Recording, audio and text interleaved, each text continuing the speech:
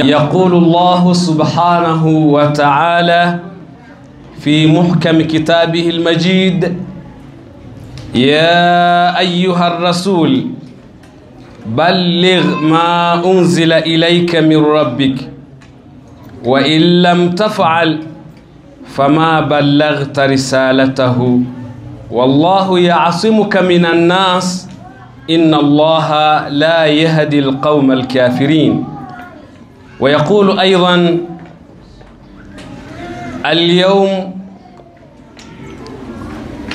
اليوم أكملت لكم دينكم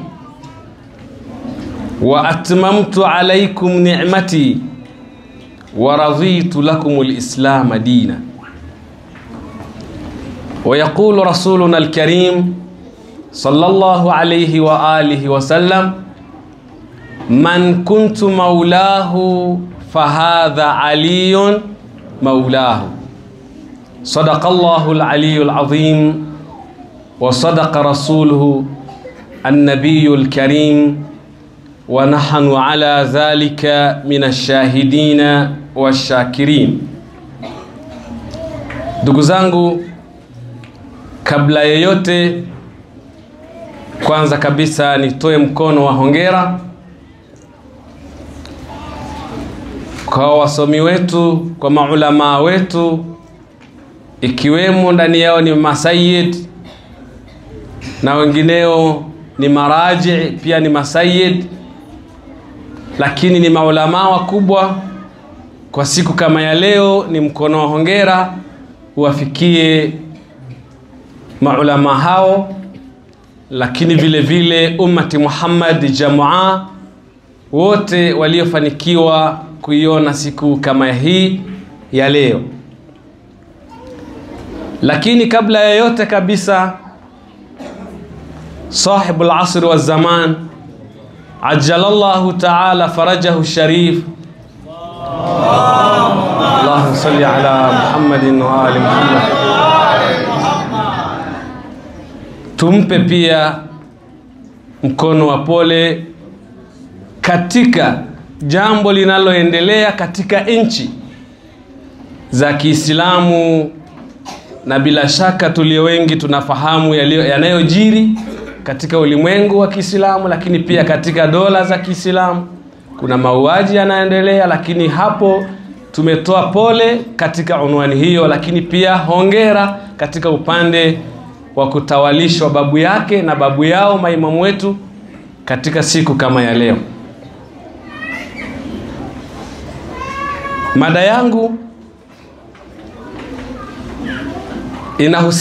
inahusiana na jambo hili la wilayatu Amiril Mu'minin, ambayo itasema kwamba wilaya au kutawalishwa Amiril Mu'minin, tukio hili ni amana aliyoikabidhiwa mwanadamu, na kuikabidhiwa kule, na ni lazima aichukue amana hii na kuienzi. Kwa hiyo wilaya ni amana min Allah subhanahu wa ta'ala.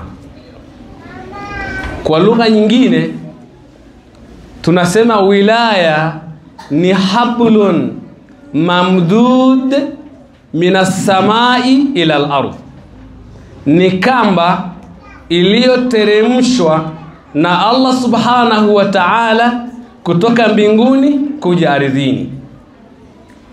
Na kamba hii haikatiki, ni kamba iliyoungana, ni kama mnyororo ambao umeshikana katika zile pengele zake mpaka kufikia ule mwisho wa ule mnyororo. Mshikamano huo ndiyo wilaya inayotoka kwa Allah kuja ardhini. Tunaipa unwan ni hablun mamdud minas samai ila al-ardh. Lakini amana hii Mwenyezi Mungu Allah subhanahu wa ta'ala alipoumba viumbe, katika viumbe hivyo kuna viumbe hai na viumbe visivyo hai. Lakini katika viumbe hai kuna wanyama na kuna wanadamu. Wanadamu, katika wanadamu hao tukatofautiana level. Lakini pia tukirudi kwenye wanyama tukakuta ni wanyama ambao kuna baadhi ya vitu wanyama hao hawajapewa. Miongoni mwa vitu hivyo ni akili. Mwanadamu akapewa matamanio, akapewa akili, ndo akawa ni miza ambayo iko juu ya viumbe wengine vyote. Mwenyezi Mungu Allah Subhanahu wa Ta'ala alipoiangalia mbingu pamoja na vile alivyoviumba, akatizama katika majabali na milima, mawe na vinginevyo, akaona hivi viumbe nilivyoviumba havina ule uwezo wa kubeba amana hii. Akatizama upande wa pili katika viumbe alivyoviumba, akakutana na mwanadamu mwenye uwezo na kabilia, nguvu ya kuweza kubeba amana kama hii. Na ndio maana katika Qur'ani Mwenyezi Mungu Allah Subhanahu wa Ta'ala anasema, inna aradna al-amanata ala as-samawati wal-ardi wal-jibali, tumeichukua amana, tukiipa unwani ya leo amana ambayo ni alwilaya,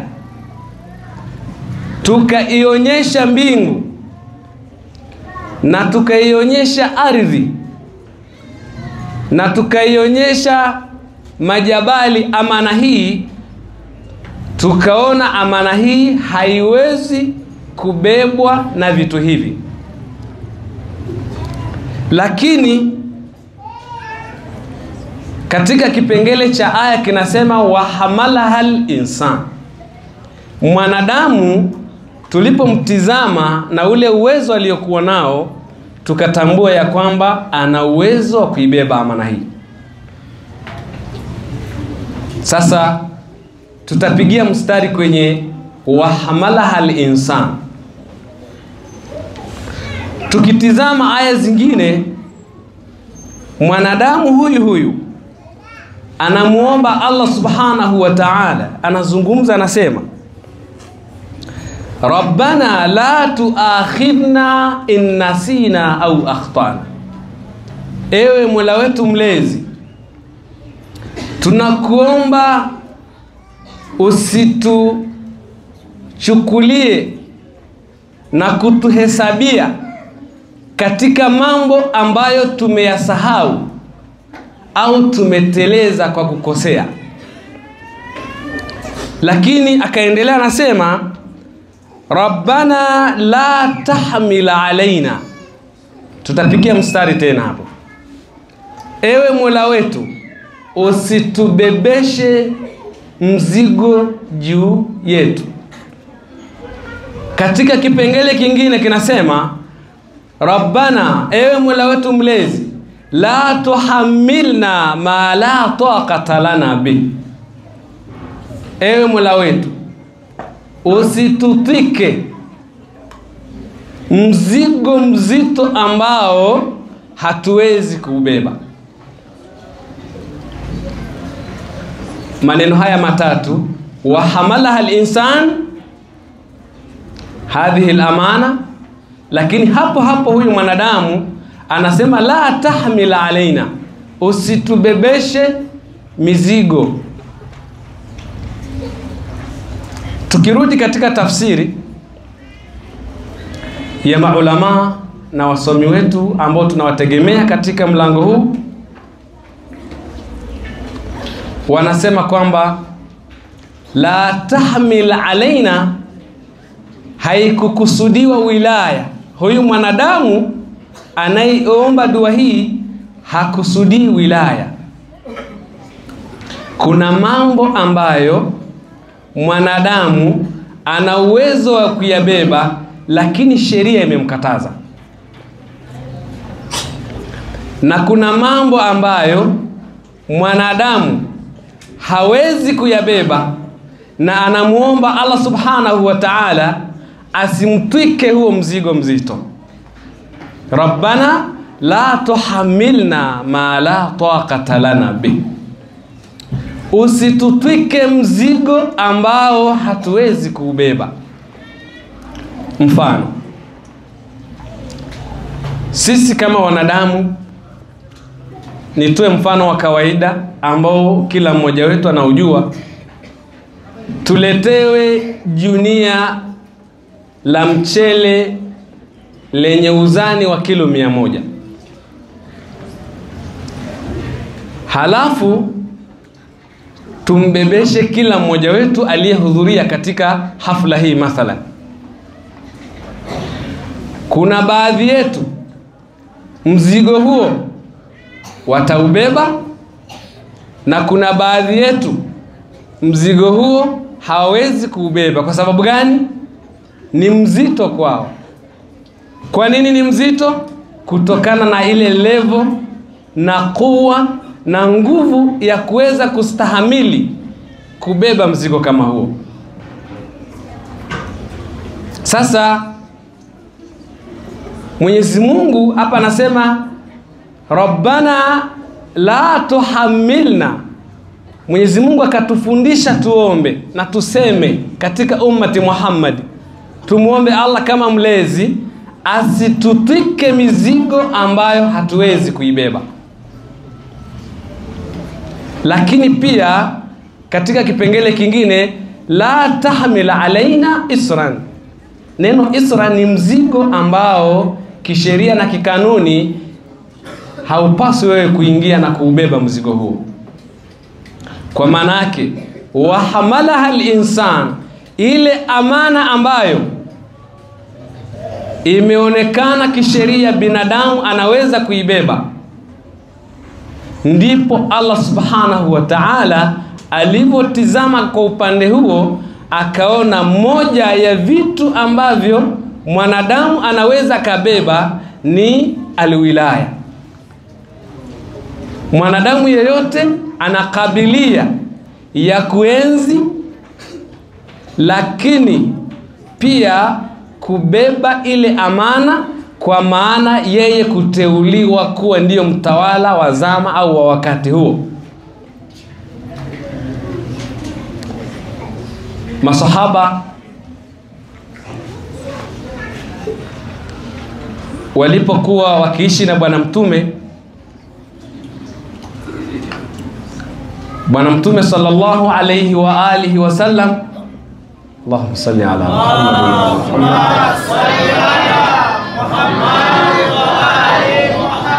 alipoteremshiwa aya hii tuliyoisoma awali, ambayo inasema ya ayuha rasul, ewe mjumbe wa Mwenyezi Mungu uliyetumwa, balligh ma unzila ilaika, fikisha kile ulichoteremshiwa kwako au kilichoteremshwa kwako, kichukue kifikishe kwa wanadamu. Ukisoma aya hii utagundua kwamba kuna baadhi ya nyuso ambazo Bwana Mtume alikuwa akiishi nao ni masahaba. Akawatizama katika nyuso zao, akasoma na akapata taswira, ikiwa kwamba hawa watu nikiwafikishia ujumbe huu, kuna baadhi ya watu hawatokubaliana na ujumbe huu.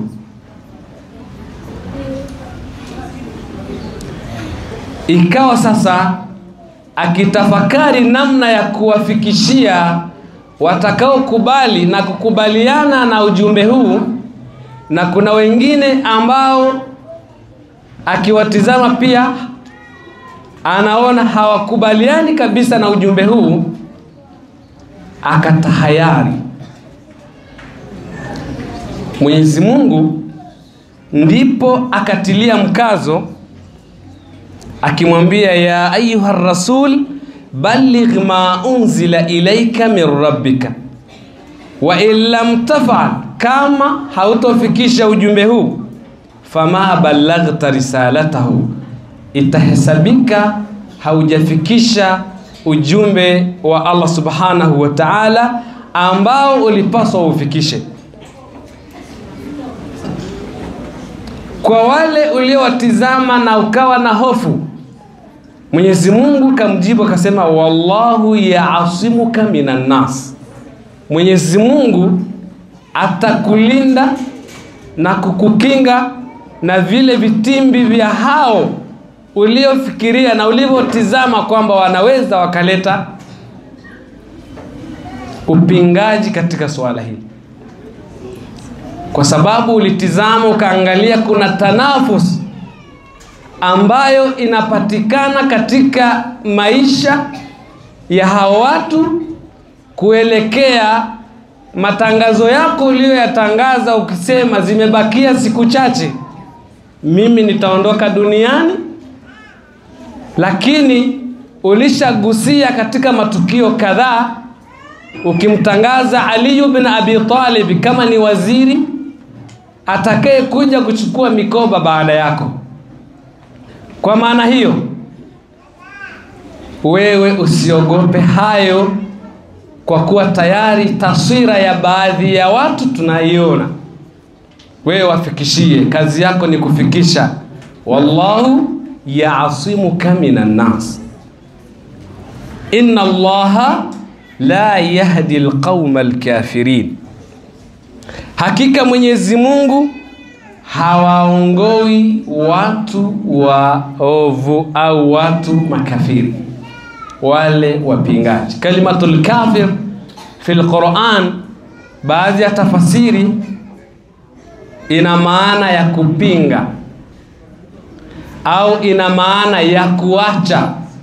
Mfano, kwa wale waliosadikika wana uwezo wa kwenda hija na hawajaenda kuhiji, wakaambiwa ikiwa mtafanya hivyo, yani kuacha kwenda kuhiji, maana yake nimetumika katika hiyo aya wa man kafara, maana yake atakayepinga au kuacha. Sasa neno kalimatul kafir ina maana ya kuacha. Kwa hiyo Mwenyezi Mungu pia hatowaongoa watu wale ambao watapinga suala la wilaya. Sasa ujumbe aliyoubeba mwanadamu, aliyokubali kuubeba,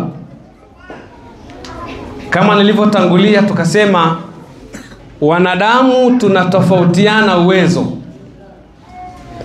na Mwenyezi Mungu alipotizama hawa wanadamu akaona kuna wengine waliokuwa na uwezo mkubwa mpaka ni wakafikia kiwango cha kupewa sifa ya mitume, cha kupewa sifa ya maimamu ikiwa ni maasumin, halafu akafuatia daraja ya maulama waliojitahidi wakafikia level ya elimu. Ndipo Mwenyezi Mungu akaanza kuwabebesha baadhi kwa unwani ya kuwateua, kwa kuwa wametimiza masharti na vigezo na sifa wanazo, na kwa kuwa aya inasema rabbana la tuakhidna in nasina au akhtana. Kuna baadhi yetu watasahau, kuna baadhi yetu wanaweza wakajisahaulisha, basi kuna baadhi ya wanadamu waliofikia daraja ya juu tunawapa wadhifa wa kuweza kuwakumbusha wale watakao sahau, ndipo ikatokea daraja ya mitume, tukaambiwa mitume 124,000 wakakabidhiwa risala tu ya kuja kuwafikishia wanadamu na kuwaongoa. Lakini wakatokeza wengine maasumin, ikiwa ni aimatu ahlul bait, wakawa na sifa zile zile, wakarithi zile elimu za anbiya. Niguse kidogo katika kwenye kusahau. Rabbana la tuakhidhna in nasina. Kuna wakati tunasahau lakini kwa kutokujua. Yani tulikuwa tunajua jambo linatakiwa lifanyike, yani umepitiwa ukawa umesahau. Lakini kuna wakati unafanya tasahul, muda wa swala ya dhuhuri umefika, unasema wakati ni muwassa, kwa sababu katika Uislamu tumeambiwa kuna waktun maalum na waktun mushtarak. Kuna muda khasa ambao ndio wa fadhila ya sala maalumu, na wakati huo ni pale litakapopinduka jua kama ni ya dhuhuri. Lakini kuna wakati mushtaraka baina salataini mathalan, huu muda wenye kushirikiana baina ya sala ya dhuhuri na sala ya alasiri. Ukasema sisali katika wakati maalumu kwa kuwa wakati ni muwassaa, na nitaingia katika zile nyakati za mushtaraka ili niweze kuisali sala ya dhuhuri. Lakini kumbuka, ulishajizoesha kusali kwa wakati, ikafikia kipindi ukaanza kujisahaulisha, ukasema nitasali tu. Ile tasahul unaifanya, ikafikia wakati sasa muda wa magharibi unaingia, unakumbuka kumbe sala ya dhuhuri sijasali. Na pengine wakati huo hata raka moja huwezi kuisali ili sala ya magharibi ifike, ikabidi ufanye nini? Qadha. Maulama wanasema katika nisiani ya namna hii, nisiani ipi? Ile ambayo inaambatana na tasahul, hadha al-insan yu'tabaru 'asiyan, lakini pia yastahiqu al-iqaba in lam yatub mathalan, atastahiki kupewa adhabu mtu huyu. Sasa ile rabbana la tuakhidhna in nasina, ikiwa kuna tasahul ndani yake, ni lazima upate, kama ni iqabu, kama ni dhambi, lazima uandikiwe. Sasa wilaya tulioiteremshiwa na Allah subhanahu wa ta'ala, je, tumeshikamana nayo kama inavyotakiwa? Wilaya bwana mtume sasa katika wakati huo wa hijjatul wida, hija yake ya mwisho, akitoka katika hija na masahaba wakiwa wanaelekea majumbani, wakafika sehemu inaitwa Ghadir Khum. Baadhi ya maulama wanasema ni muftaraq turuq, ni njia, makutano ya njia ambayo tukifika maeneo hayo, kuna mtu ataenda Syria, kuna mtu ataenda Yemen, kuna mwingine ataenda huko, na ujumbe huu unatakiwa uwafikie watu wote hawa. Ndipo Mwenyezi Mungu akamwamuru bwana mtume Muhammadin sallallahu alayhi wa alihi awasimamishe wale waliokuwa wametangulia na wasubiriwe wale waliokuwa hawajafika katika sehemu hiyo, na akaandaa hema au mimbar kwa lugha nyingine. Ikawa bwana mtume sasa ameambiwa apande mimbar na kuwafikishia masahaba jambo hili, akiambiwa ewe bwana mtume, fikisha ujumbe ulioteremka kwako kutoka kwa Allah subhanahu wa ta'ala, na kama ikiwa hujafanya hivyo, tablighi ya miaka 23 ulioifanya itakuwa haina mafanikio kama utanyamaza na hujawafikishia watu ujumbe wa namna hii. Basi bwana mtume akafanya hivyo, akawakusanya watu, akapanda mimbar, akasema ayuhan nas, akawaambia enyi watu, ata'lamuna anni aula bilmu'minina min anfusikum, hivi mnatambua na kujua kwamba mimi kwenu ninyi ni bora kuliko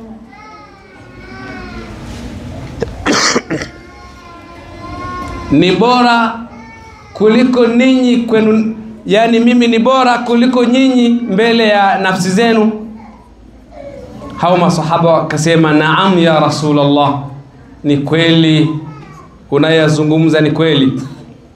Basi bwana mtume akaendelea kusema Allahu maulai, Mwenyezi Mungu ndiye mtawala wangu, wa ana maulakum, na mimi ni mtawala wa mambo yenu. Faman kuntu maulahu, yeyote aliyekuwa mimi ndiyo kiongozi wake na mtawala wake, fahadha aliyun maulahu, huyu Ali bin Abi Talib ndiye mtawala wa mambo yake. Allahumma, tena inasemekana akamshika na mkono kabisa, kimnyanyua juu mpaka makwapa yakaonekana, akiomba dua hii, Allahumma wali man walahu, ewe Mwenyezi Mungu muongoze na umtawalishe yule atakayemtawalisha Ali bin Abi Talib, waadi man aadahu, na mfanyie uadui au mlipize uadui kama atafanya uadui kwa Ali bin Abi Talib, wansuru man nasarahu, na mnusuru atakayemnusuru Ali bin Abi Talib, wakhdhul man khadhalahu, na mpoteze yule ambaye atakuja kufanya jitihada za kumpoteza au kumvunjia heshima Ali bin Abi Talib. Kikao hicho watu wakawa wamesikiliza, masahaba waliyekuwepo katika maeneo hayo. Ikasemekana faqama ilayhi a'rabi, akasimama bwana mmoja aliyekuwa katika masahaba hao mbele ya bwana mtume, akamwambia ya Rasulullah, da'awtana an nashhada an la ilaha illa Allah, umetuambia tushuhudie ya Rasulullah kwamba Allah subhanahu wa ta'ala ndiye pekee anayepaswa kuabudiwa. Tumekusikiliza. wa nashhada annaka rasulullah, na tushuhudie kwamba wewe ni mjumbe wa Mwenyezi Mungu, na pia tumekubali na tumefanya hivyo. Wa amartana bisalah, umetuamuru tusali ya Rasulullah, fasallaina, tumesali. Wa bisiyami fasumna, na umetuamuru tufunge, tumefunga ya Rasulullah. Wa bil jihadi fajahadna, na umetuamuru tuingie katika uwanja wa vita, basi tumepigana. Wa bizakati faadaina, na umetuamuru tutoe zaka, na tumefanya hivyo ya Rasulullah. Walam yaqtani, akasema ewe bwana mtume, walam yuqni'uka illa an akhadhta biyadi hadha alghulam, hivi hujatosheka na hayo uliyotuamuru, na leo unamchukua huyu kijana unamtangaza kwamba ndiye kiongozi wetu na ndiye mtawala wetu. Tukiyasoma maneno haya bidika, kuna vitu tunatambua. Wale wanaosema masahaba wote ni uduli, ni waadilifu, tunakutana na sahaba ambaye anafanya jidal, mahojiano na Bwana Mtume. Mahojiano haya ndani yake ukiyasoma vizuri utaona ya kwamba huyu mtu hajakinaika na mahojiano haya, mpaka kafika kipindi anapomwambia haya yanatoka kwako au yanatoka kwa Allah. Na kabla hajajibiwa tutizame jinsi ilivyokuwa katika zama zetu. Hebu tupige mfano wa kawaida. Siku zote ndugu zangu, utakapokuwa wewe ni kiongozi, nyuma yako kuna watu. Yawezekana katika usimamizi wako kuna maslahi. Katika maslahi hayo kuna watu wanajikurubisha kwako na wanakuwa hapo karibu kweli na wewe, lakini kumbe kwenye mioyo yao kuna vitu wanavitamani. Ikiwa vitu hivyo walivyokuwa wanavitamani wakivikosa, siku hiyo hiyo wewe unakuwa ni adui wa watu hao. Na bila shaka katika maisha yetu haya mambo yawezekana tunayashuhudia sana. Sasa ikiwa haya mambo yanatokea, sio kwamba eti utawala wako sio mzuri, la. Utawala wako 100%. Yawezekana wanafahamu kwamba huyu mtu ikiwa atasimamia mambo fulani, mambo hayo atayafanya vizuri, lakini kuna maslahi nitayakosa. Wewe ukiambiwa usimamie jambo na ukalisimamia vizuri bila kupendelea mmoja wetu au mmoja wenu au mmoja wako kati ya hao, yule aliyekuwa anatamani kufaidika na jambo fulani ni lazima akupinge. Ukiyasoma haya maneno, huyu bwana anamwambia umetuamuru tufunge, tumefunga, tutoe zaka, tumetoa zaka, na leo unamtawalisha huyu. Kwa maana yake inaonesha huyu bwana kuna maslahi aliyekuwa anaona. Sasa mimi bwana, kama ni utajiri ninao, nilitoa mali zangu kumsaidia Bwana Mtume kwenye vita, nikahisi baada ya kuondoka kwake bila shaka nitakuwa na nafasi katika nini? Katika jamii. Na yawezekana kabisa ataniteua nikakaa katika sehemu ambayo na mimi naweza nikasimamia na nikastafidi na baadhi ya mambo. Lakini kumbe akasahau hablun mamdud minas samaa, huwa haina fikra ya namna hiyo. Lakini pia kuna watu ambao wamepewa mtihani huo na wakafaulu, ndipo Mwenyezi Mungu akaona hawa ndio wenye kufaa kusimamia mambo hayo. Sasa huyu bwana, angalia jinsi alivyosema. Akasema ikiwa haya mambo anayozungumza Bwana Mtume ni ya kweli, basi akamuomba Mwenyezi Mungu ashushe adhabu kali, ambayo adhabu hiyo inaweza ikatoa mfano na ikaonesha kwamba aliyekuwa anayasema Bwana Mtume Muhammadin sallallahu alayhi wa ali ni mambo sahihi na ni mambo ya kweli. Yule mtu alivyoiomba dua hiyo alipata adhabu pale pale, akawa amepoteza uhai. Kwa mujibu wa baadhi ya maelezo akasambaratishwa kabisa. Kwa maana hiyo, masahaba waliotoa zaka na waliopigana katika jihadi katika enzi za Mtume na waliishi kabisa na Bwana Mtume, inaonesha maneno haya sio wote ni waadilifu na sio wote walimkubali Bwana Mtume 100%.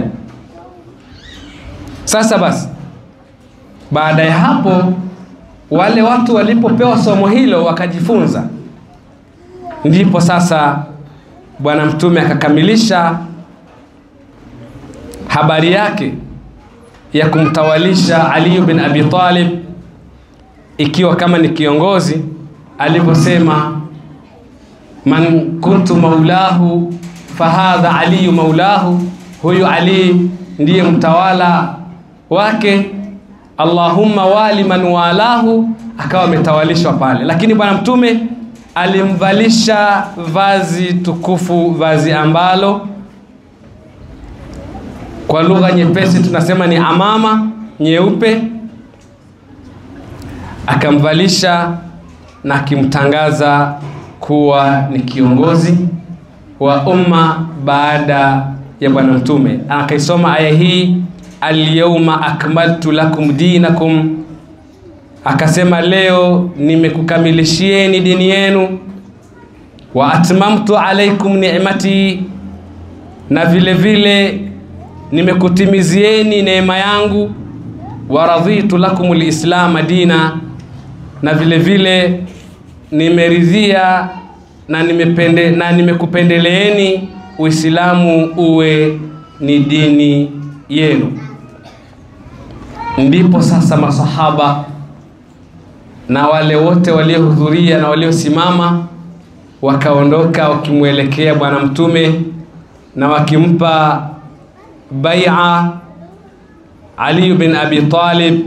Kuna baadhi ya riwaya zinasema bakhin ya ibn Abi Talib, hongera hongera ewe mtoto wa Abi Talib, asbahta wa amsaita maulana wa maula kulli mu'minin wa mu'mina, umekuwa kiongozi wangu na kiongozi wa wanaume na kiongozi wa wanawake, au kiongozi wa waumini wa kiume na waumini wa kike, wewe umekuwa ndio kiongozi wake.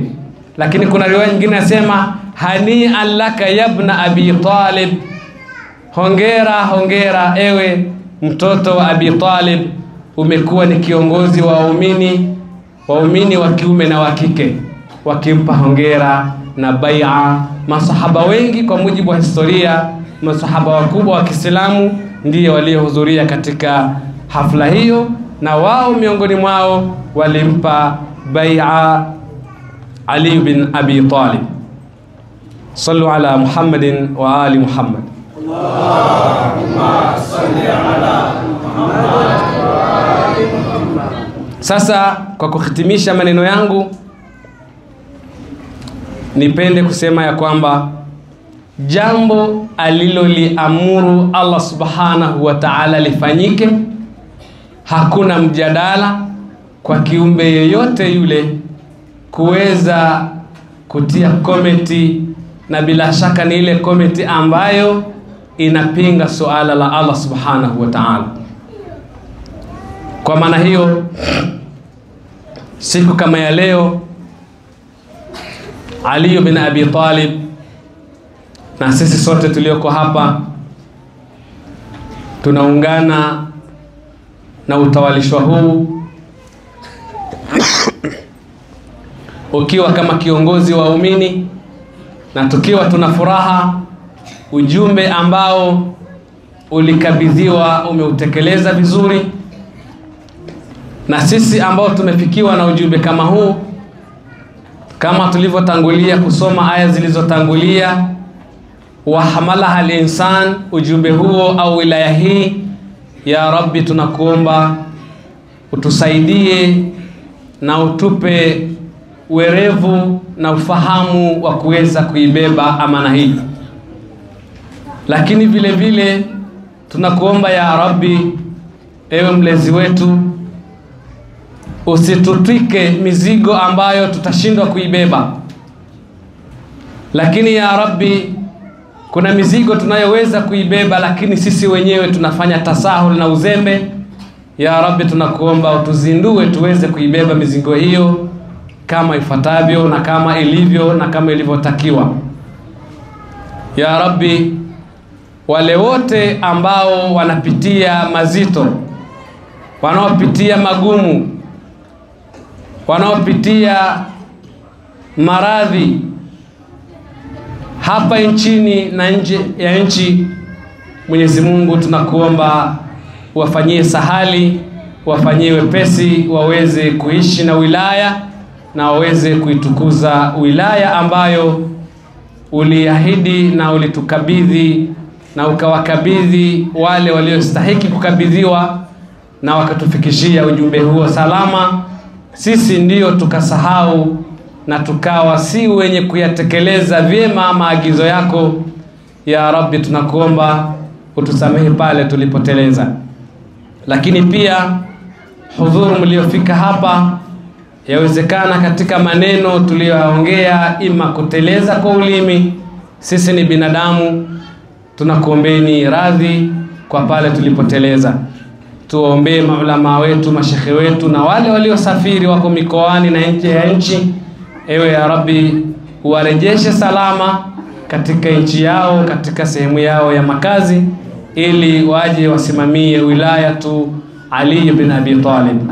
ونكتفي بهذا القليل ونقول بصاحب العصر والزمان: اللهم كن لوليك الحجة ابن الحسن صلواتك عليه وعلى آبائه في هذه الساعة وفي كل ساعة وليا وحافظا وقائدا وناصرا ودليلا وعينا حتى تسكنه أرضك طوعا وتمتعه فيها طويلا برحمتك يا أرحم الراحمين.